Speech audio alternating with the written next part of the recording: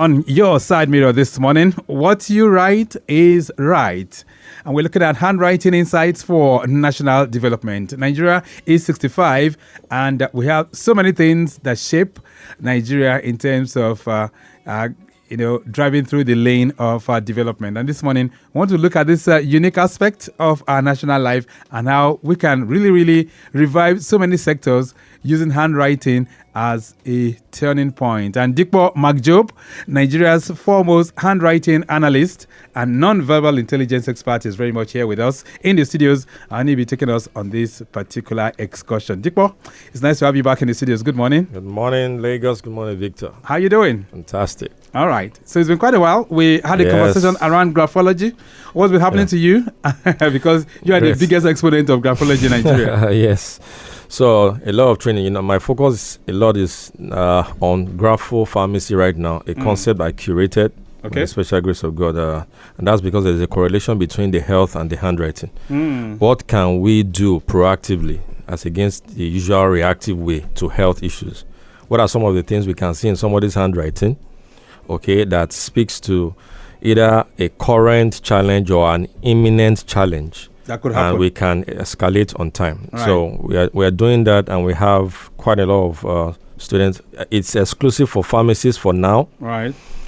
Maybe later on we can open it up to other professions, but it's exclusive for pharmacists for now. We have people from Kenya, Rwanda, Nigerians, Ghanaians. They're all tapping into it. Yes. So you can say for sure that there's a connection between our handwriting and our health? There is a lot of connection between the health, not just about the physical health, the mental health, and the handwriting. So you can know, for instance, if something is wrong with somebody in terms of his health. Is that what you're telling us this morning? Yeah. So one of the things, of course, it's an unfolding science.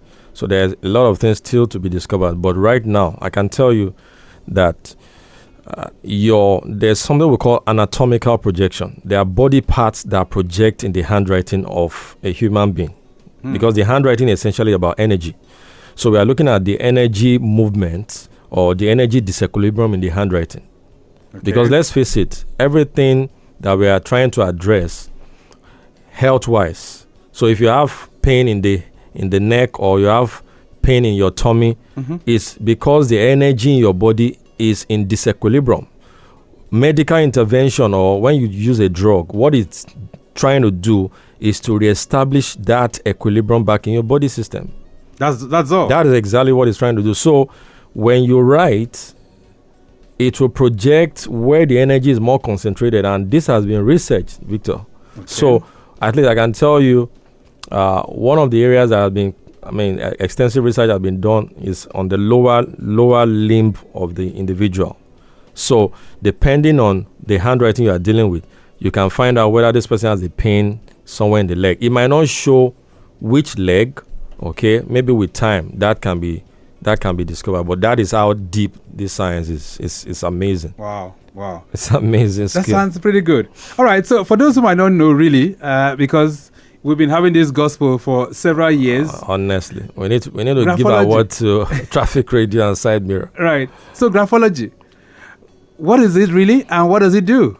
Yeah. So graphology, or also known as handwriting analysis, is it's the scientific study of the character expression in the handwriting, or let me say the personality profiling of an individual from what the person has written down on paper. And the basis for that is because no two handwritings are the same. Just like the DNA or the thumbprint.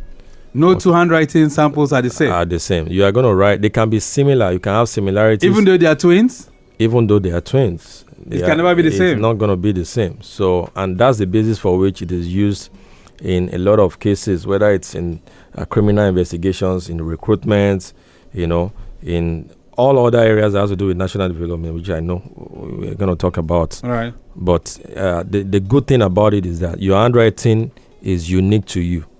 Okay. It's unique to you. So of what uses? What can we use handwriting for? Handwriting analysis. Yes. So handwriting analysis, also known as graphology. One area you can make use of it is in recruitment, for example. So you want to be sure you are having individuals that have various personalities or behavioral tendencies. So when you are recruiting, are you recruiting somebody that is just going to be a subservient type? Are you recruiting somebody that has a whole lot of energy to throw around? Are you recruiting somebody that is best fitted for an office work? Meanwhile, your company is the type that you need people to be on the field. Right from there, if you know what you are looking out for, then you can decide that, okay, we need 5 people that will be on the field, and based on these traits in the handwriting. For example, one very important trait you have to look out for in the handwriting, if you are looking out for somebody that is good in sales, is the slant, right slant. You mean it? So let me put that out there. That is free. that is bonus. Expo. So you want to get somebody that will do well in sales, look out for a right slant in the handwriting. And you can take that to the bank any day. Okay. There are other traits you can look out for, but you have to call Dr. Wright to sign up for training. So, I mean, that is just one. So recruitment, very important, and you can get that right. So that is for recruitment. And the other one is in child development. So education. Education plays a very major role. It's like the bedrock of any nation, like we say. I'm concerned right now because there are some very fundamental aspects of the educational system that we are treating with kid gloves. The handwriting. Okay. The handwriting. Some schools now they don't really do handwriting anymore. We are talking about digital age. Yes. Can so I just everything say this? now is just about your tablets. Can I just put this out there and you can quote me anywhere? You are doing your child a disservice if the child is only using tabs. I don't care the sophistication. There are parts of the brain that will not be unfolded, that will not be activated, except the child writes. You can quote me. My name is Dipo Macjob. I'm the best graphologist in this country. You can put that out there. You need to get your child to write. Victor, do you know that right now there is a correlation between longevity and writing? You mean it? So if you have an elderly person in your house, whether it's an octogenarian or whatever, you want them to stay longer, get them to write a little bit more. Okay. There's no time to talk about all this. So get them to write more. Right. Yeah. So there's a whole lot that one can gain from handwriting analysis. Is that what you're saying? Yes, there's a Let's whole talk lot. a bit more because even as we speak right now, in our country, there is a big controversy about certificate forgery and all of that. Can handwriting help us out with this issue? That is one fundamental area in national development I feel our country needs to pay attention to. A lot of times we are rather reactive as a nation than being proactive, and that's the concern. So we need to institutionalize these things, all right? So it shouldn't just be when issues come up, we're now looking for who are the experts. We're not looking for how to get the expert. No. Before election, for example, can we have an analysis of everybody's handwriting? That is just one part. Those who are contesting. So personally, I just find it very funny saying that a minister's document is having an issue and they are just figuring that out. Hello? 2.5 years. What happened to the person that is supposed to do the due diligence? 2.5 years into the administration. So, having said that, let me just say this. Now, except you are a forensic document examiner, and let me say that again, except you are a forensic document examiner, you don't have the capacity to say a document is fake or it is forged. Okay. Let me say that again, because lawyers make a lot of mistakes here. Even if you are a son, you do not have the skill set, except you are a forensic expert, to declare that a document is fake or it is forged, even if it is so glaring. Right. The court has that right to do that, and you need a forensic document examiner to do that. So let me explain something further. All right. There's something called the master pattern. Everybody has a master pattern. So, Victor, your master pattern is what makes your handwriting, the peculiarities in your handwriting. Okay. So, there you can have about 16 ways you write your letter T. Dio can have about 15 ways she writes her letter P. Or your T cross back and cross up, cross down. All those variations, we call them exemplars. Okay. All those variations are what make up your master pattern. Okay, so anytime a forensic person is dealing with your handwriting sample, we have used all the variations of how Dio writes our letter T. This check was not signed by Dio. because it doesn't fall within a master pattern. Now, if you don't have that skill, you cannot look at it and say it is looking somehow. And you know that banks, sometimes there was a time I had to take a particular teller up at the bank. I said, who told you that this check is a fake one? I know. She was initially arguing with me until when she saw my argument, I knew that there's a reason why this guy is being. So somebody beside her said, you don't know this guy. So now, there are things they are looking out for. Okay. It is not enough. So you just have like one or two exemplars, one or two variations of the person's signature. Right. The person can have about 4 others, but you don't have that captured in your repertoire. Then you say it's a fake signature. You return the check. That is a lot of stress. If we have people that are well trained in this aspect, then some of these things are negligible. So a fake signature and a forged signature, what's the difference? Tell me. If you have your original certificate from school, and you make make a photocopy of it, like I was explaining earlier, and the signature of the registrar on that your document does not appear well. It's blurry somewhere. Okay. Maybe towards the ending stroke of that signature, there's something called the initial stroke and the ending stroke. The ending stroke of that signature is appearing blurry. Then that signature, that document is a fake document, even though you didn't forge it.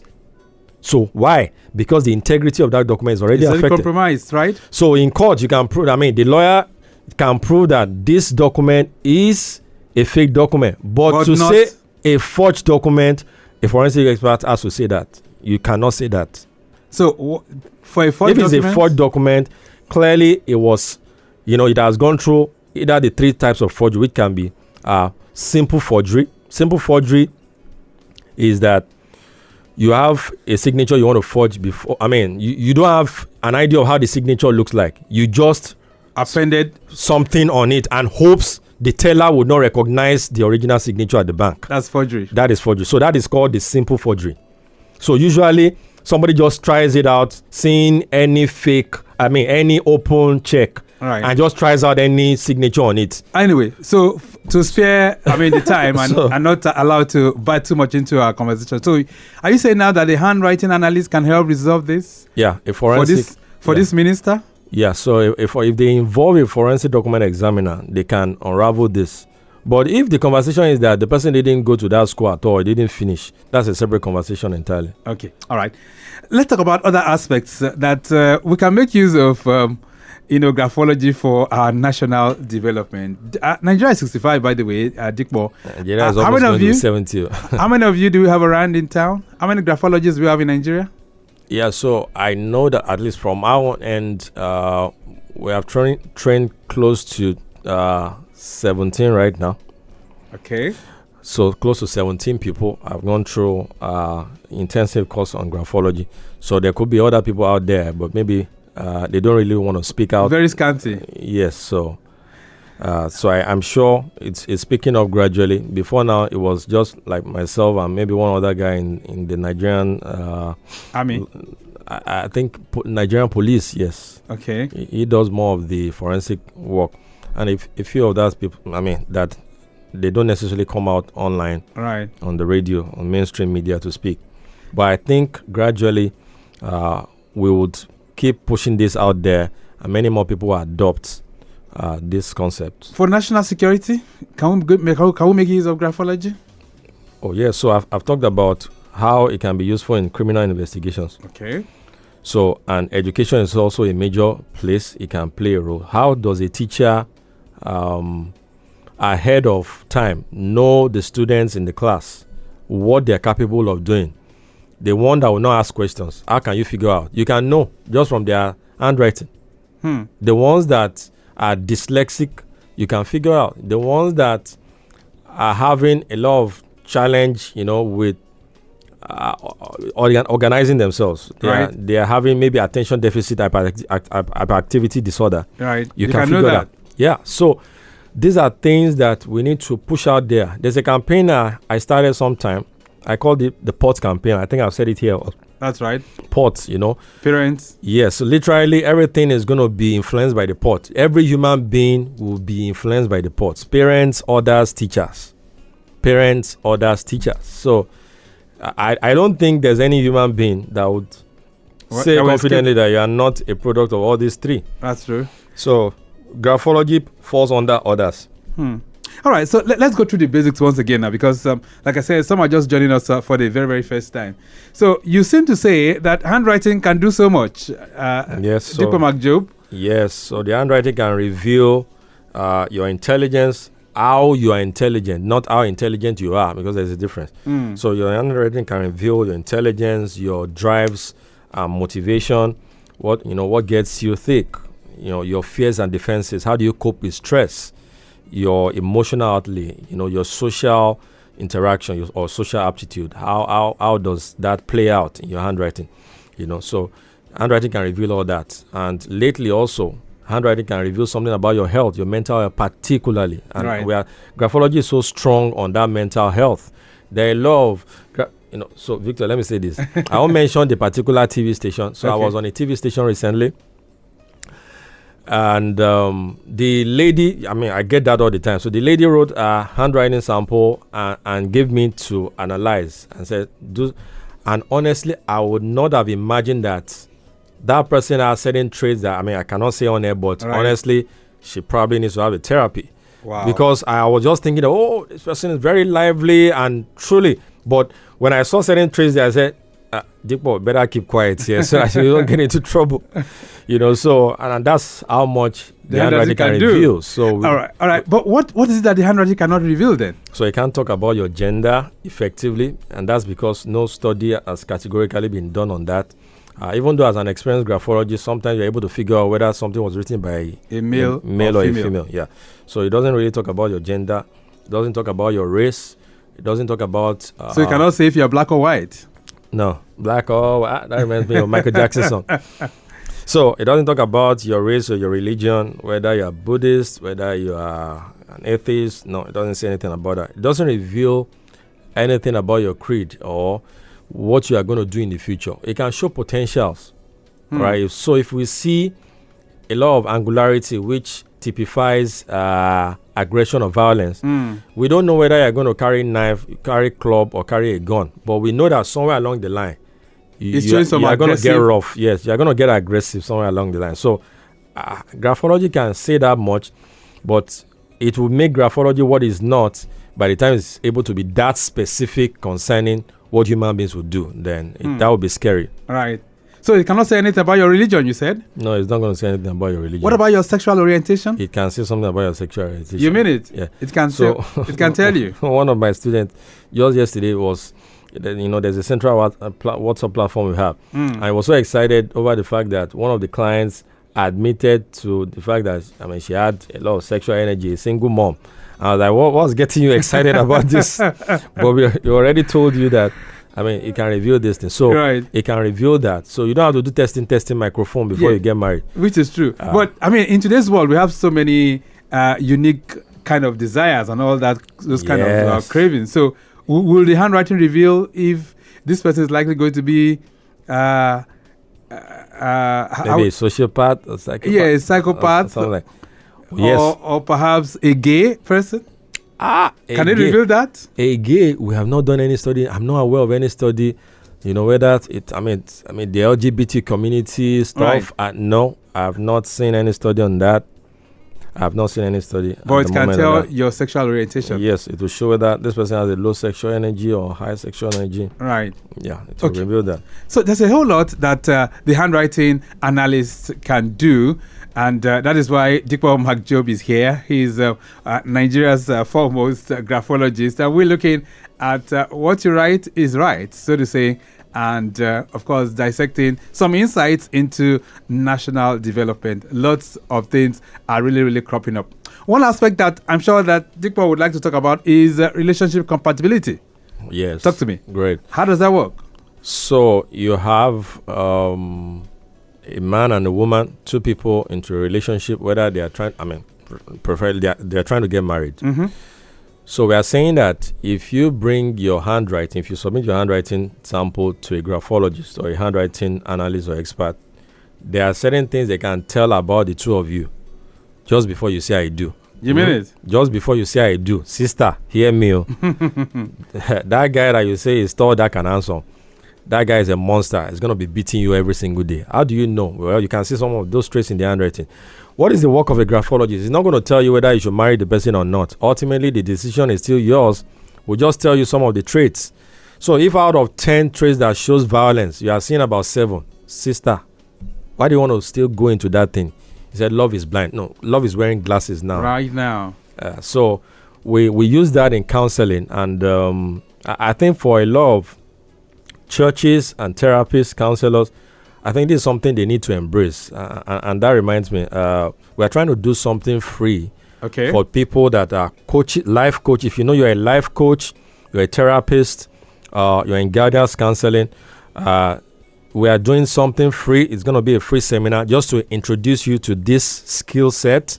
It's going to be coming up sometime this month. Okay. We'll this give October? Yes. So I will give you a number before the end of this program that you send it to. It's not automatic. All right. We're going to check you whether you're qualified to be a part of that program. Okay. All right. We'll still talk about that. Lagos Traffic Radio 96.1 FM. This morning, it's a rainy morning.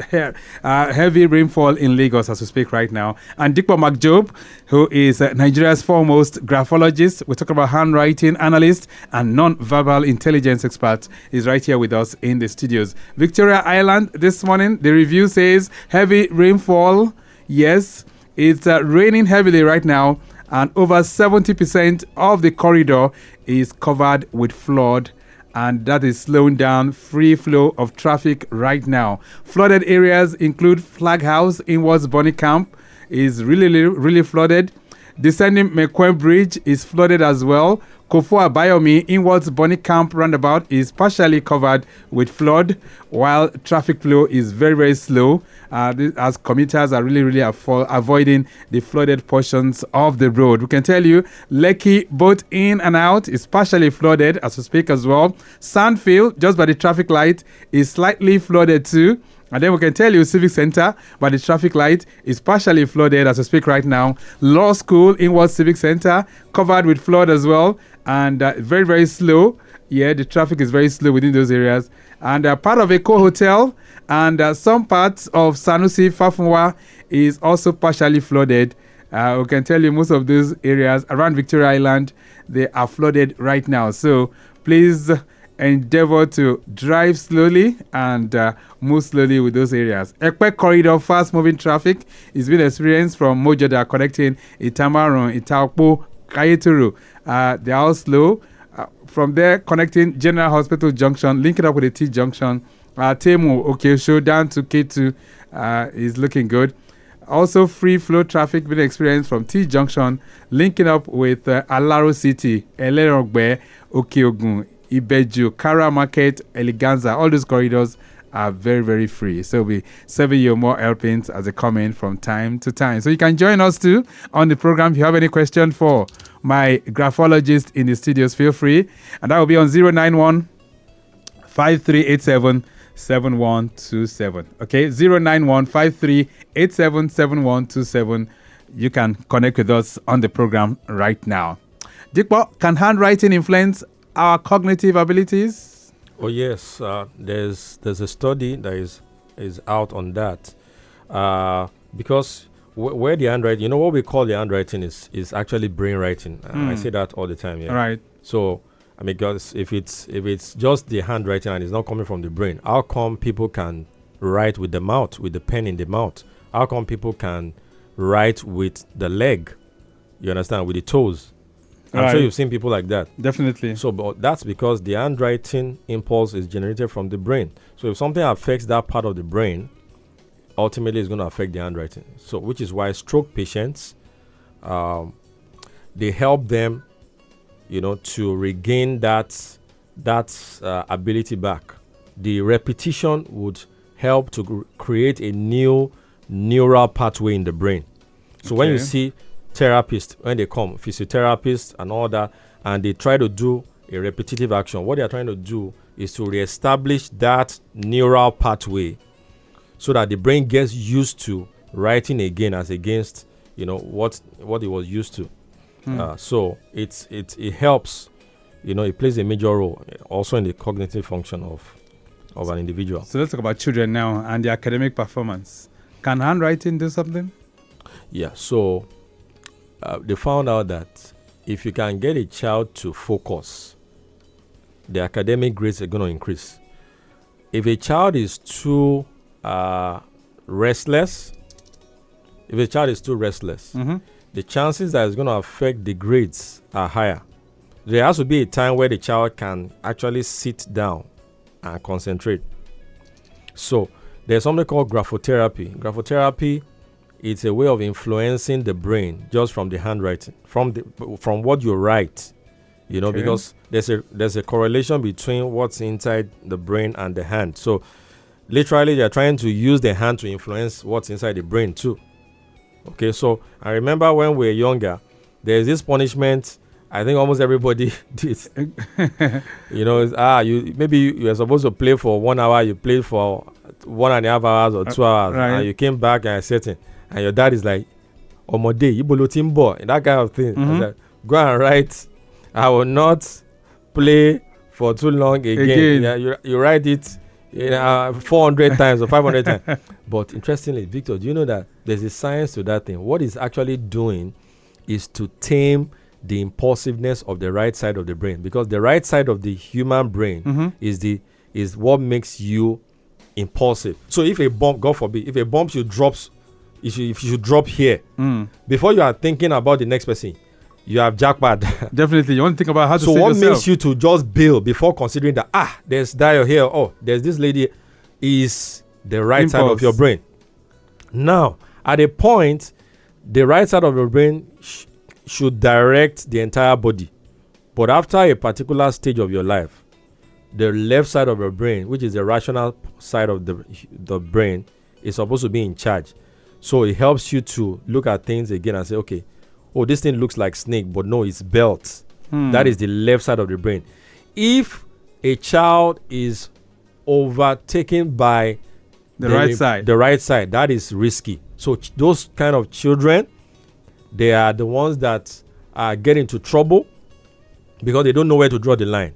Right. So, and that has been linked to even high level of criminality. Wow. All right, then you can connect with us this morning and also share your thoughts with us as it relates to what we're talking about, or perhaps you want to also give us feeds with the rain, because the rains are here pouring heavily. Where you are, share your own experience with us too. This one says, good morning. Can two people have exactly the same handwriting? Lisa. Lisa, maybe you missed it earlier on. So it will not be exactly the same. It can be similar. Any handwriting that is exactly the same as a suspected one, that is a forgery. That is a class. So that's one way to know that this thing was forged. If it's exactly the same, whether it's a digital one or whatever, it is forgery. Somebody has forged it. Dipo, in today's world of AI, great. Can handwritings be duplicated? So handwriting can be duplicated, and that's exactly what we're saying. Once you see a duplication like that, that is forgery. Whether it was digitally done or done through AI. So in fact, AI makes it quite difficult right now. You understand? Because, somebody can just lift your signature, copy and paste, and put it somewhere. Right. So, but that's exactly why. So, can you dictate that if you see it? Yeah. So there are machines for doing that. Okay. Graphologically. So, but it makes it easier even for the graphologists. You are not having to use a magnifying glass or anything.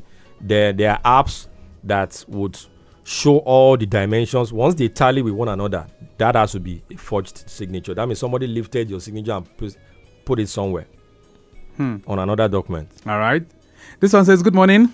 I heard that bad handwriting always is it's always a sign that someone is careless. Is this true? Okay, Oluwadabira. Okay. All right, Oluwadabira. So now the question now for me as a graphologist is, what are you saying when you say a bad handwriting? That's what I wanted to find out. So, well, a lot of time when people say a bad handwriting, you might be seeing a genius there. So, like, an average writing of a medical doctor, they always say doctor's handwriting are illegible. And that's because the speed of writing is trying to catch up with the thoughts. So you see it not legible because the doctor has about 200 patients he has to attend to at the GOPD unit. He's trying to write. So instead of writing paracetamol, just writing PCM. I was a medical rep before, so I understand you know how it works. I know how it works. So he's writing PCM. He's probably even writing it ahead of the patients coming because every patient must get paracetamol in that place. So when you say handwriting is bad, I have to really be sure what you are saying, where we are on the same premise. Right. But if you see a handwriting that has an uneven baseline, okay, so let me share another thing secrets. There. Yeah, so if it is having what we call the erratic baseline, that is an indication of somebody that is struggling with time management, for example.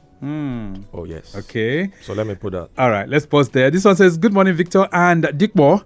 Are signatures as telling as normal handwriting? Dr. Alabi. Yeah. But what does that mean? This person appears to have some insight about what we do. So signatures will reveal a bit, but not as detailed. Okay. All right. The signature can reveal something about the person, but not enough data for you to work with. So, but there's signature analysis. If you don't have anything to work with at all, you can just try to play around the signature of the individual. Some essential traits will still be there, but don't rely on that alone for your analysis or your profiling. Right. 080-99120777, 09153877127. Can handwriting predict the future, Dipo? No, it's not going to say anything about the future. So it's one of the things that it will not say. It will show a tendency, but it will not show exactly what it will do. And that's because there's no exact science anywhere. That's what makes God, So by the time any science gets to that level of precision, then maybe the world is almost at the end. Right. Can handwriting tell if this person is going to be a thief or if this person steals? No, it's not going to show that this person is a thief or is going to be a thief. No, it's not going to show that. It can show that he has a tendency for materialism, all right? But whether that will translate to stealing, it's not going to show that. That's too much for. Can handwriting reveal corruptive tendencies? I don't know what you mean by corruption. Corruption is a big word, though. That's a big word. Okay, so handwriting might not be able to reveal that, right? It will just kill it at the National Assembly or something. This one says, hello, traffic radio. Why is handwriting still important in today's world where most people just type on phones and laptops? Yeah, Daniel is sending this one. Daniel, thank you. Yeah, Daniel, very good question, which is why we are having this kind of conversations, awareness, that no matter where we get to, handwriting is not going to get obsolete. You are still going to write at one point or the other. Whether with digital pen, you are still going to write. Okay? So we might say exercise books or papers might get obsolete somewhere along the line, maybe in another 50 years or whatever to come. But the handwriting is not going to get obsolete. It's not going to go. It will still remain very, very relevant. This one says, good morning, Mr. Dipo. Okay. He said, people learn handwriting. I have an idea of the question. So people learn handwriting. Does change of handwriting influence the personality of the writer? This is Shegun sending this one in. Absolutely. So the handwriting changes once in 3.5 years, ideally. You mean it? Something will change within the handwriting, which is why... Once in 3 years? Once in 3 years or 3.5 years. Which is why in forensic document examination, you want to make use of handwriting samples that you are comparing with a suspect document. It has to be within the period. For a good lawyer, if the other person is, your client, the opposition is bringing handwriting samples that are outside of 3 years, you can raise it in court. Okay. So handwriting is going to be influenced, within once it's outside that period, something is going to change in your handwriting. Right. Flash update coming in from the control room. Broken down, loaded 40-feet container laden truck having a propeller problem. This is at NMPC Junction inwards Jakonde Gate. Little effect on traffic right now, but a tow truck has been contacted for its evacuation. Gradually winding to the end of the program, but you can still send in your concerns quickly. Let's see if Dipo can help address that. 09153877127. This one says, "Hi, I am Bisola from Isolo. Why is it that some people's handwriting looks so childish even as adults?" Great, very deep question, Bisola. Talk to me. And that is revealing something about their personality or something about their educational level. Yes. So if you see, so there's something we call the grapho code. So if the grapho code of the handwriting, which reveals the hand the person uses to write, the age of the person, and the person's gender. If the grapho code shows that this person is a 50-year-old lady and is a left-handed person or is a right-handed person, and you are seeing traits that typify a 17-year-old child, there's an issue there. So it's either the person is educationally, the person is not really there, or maybe something happened in the person's educational background, or there's a strong health implication on that. So those things get reviewed easily from the handwriting. Wow. There's a speed we expect to see in your handwriting if you're in a certain age. If we are not seeing it, they want to figure out what exactly is going on in your... All right. The accident between a pickup van and a trailer at Independence Tunnel inwards the Yellow, that one has been taken off, so we are expecting better movement any moment from now. This one says, "Hello, Vicky D. Greetings to Macjob. This is Biodun from Adignon. How can handwriting be used as a tool for creative expression in Nigerian schools?" Pertinent question. Thank you so much, Biodun, for that one. Yeah, so, creative expression, if I get you clearly, I think at the moment that is being done. Okay, the little I know about, what happens in schools, I think that is being done. Maybe not in all the schools, but that is one aspect that we want, the educational system to pay attention to, because the more you encourage, children, pupils, to write, the better, the unfolding of different parts of their brain that they can use. So what do you think should be done about the curriculum, especially as it relates to handwriting analysis? Yes, I feel that the curriculum has to be reviewed to check whether those things are there. Let's start from the handwriting itself. The handwriting, using the Nelson copybook, which we all, grew up with. Nelson copybook, those dotted lines, alphabets, and they hold the hand of the child and they're connecting those dots. That is Nelson copybook. So if a school is not having Nelson copybook there, we need to figure out why are you guys not doing that. Okay. Apart from that, I feel schools need to include graphology in their curriculum, because not just for the teachers, but also for the pupils, for the students. I think it will go a long way. Let's round all of this up. Have the best. Right. So for those who would like to engage in this free training, you talk about the free training? Yes. So if you are a life coach, if you are a therapist, if you are a psychologist, if you're into some kind of therapy, you want to have an experience of how graphology works. So we have something free coming up later this month. Send "I am interested" to this WhatsApp number. Okay. 070 Right. 6245-6737. Okay. 070-6245 6737. All right. And say "I'm interested." I am interested. Yes. We'll validate how ready you are. Right. It's not automatic. Okay then. So just take the number 070-6245-6737. We have to go. Dipo Macjob, it's nice having you in the studios. Thank you so much for being here. Thank you, sir. All right then. So we have to go. The program has been produced by Dayo Anthony. I say a big thank you to Remy Aluko, Daniel Downsey, and of course, Kwemi Shoduke. Our executive producer is Tayo Akonle. My name is Victor Oteri. I'm out. Stay very much within. Bye.